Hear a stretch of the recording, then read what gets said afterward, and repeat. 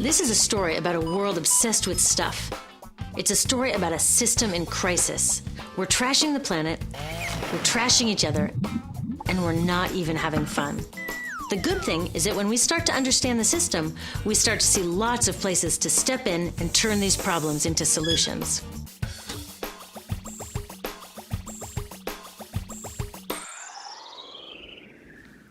Can I tell you, I love my Pantene Pro V.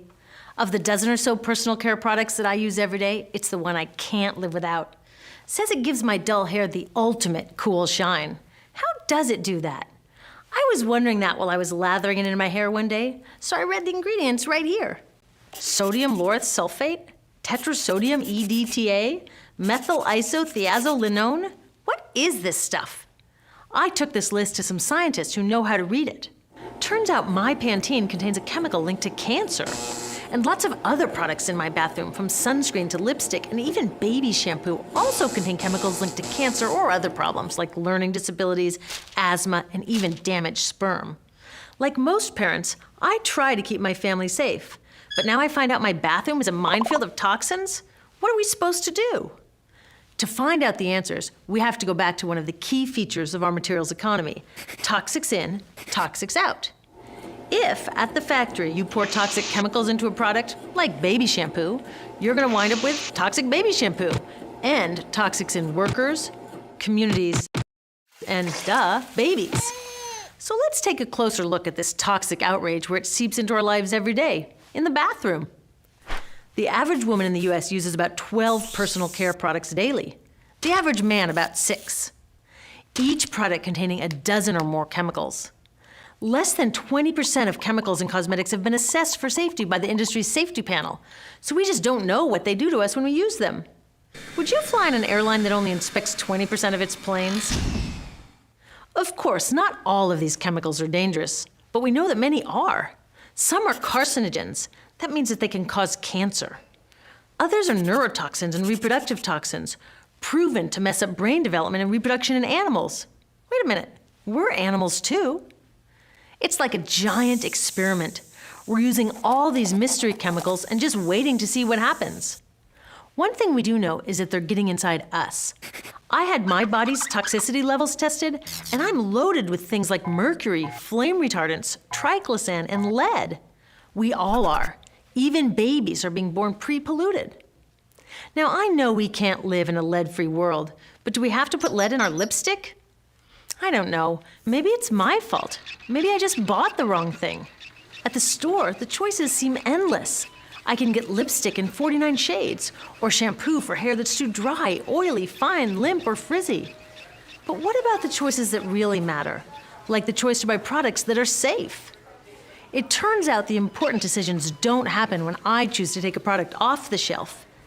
They happen when companies and governments decide what products should go on the shelves. So who are these companies? This is Procter & Gamble. They're the ones offering me Herbal Essences, the #2 shampoo in the country. It contains toxic petrochemicals made from oil. Since when is oil an herb? On cosmetics labels, words like herbal, natural, even organic have no legal definition. That means that anybody can put anything in a bottle and call it natural, and they do. I mean, can you imagine a top seller called Petro Essences? Gross. What's even nastier are hair relaxers marketed to 5-year-olds and skin whitening creams. These are super toxic, both in their ingredients and in the message they send about what beauty is. Ooh, here's Estee Lauder offering me a chance to help find a cure for breast cancer. That's nice. But wait, they're also using chemicals linked to cancer. Don't you think the best way for Estee Lauder to fight cancer is to stop using those chemicals in the first place? So really, I get to choose between meaningless claims on a bottle. But these guys get the real choice about what goes into those bottles. And that happens back here, at the factories where they're formulated. Why do the makers of these products use all these toxics? Are they trying to poison us?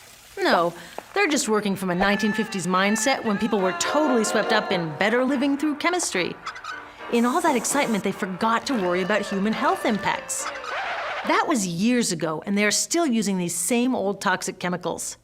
Today, big cosmetics companies say the doses of poison in their products are small enough to be harmless. Yeah, maybe if you use them once a year. I guess they never get out and see that their products are being used and combined with other products every day. A little toxic dose under your arms, a little more on your hair, on your lips. And workers in nail and hair salons get dosed all day long.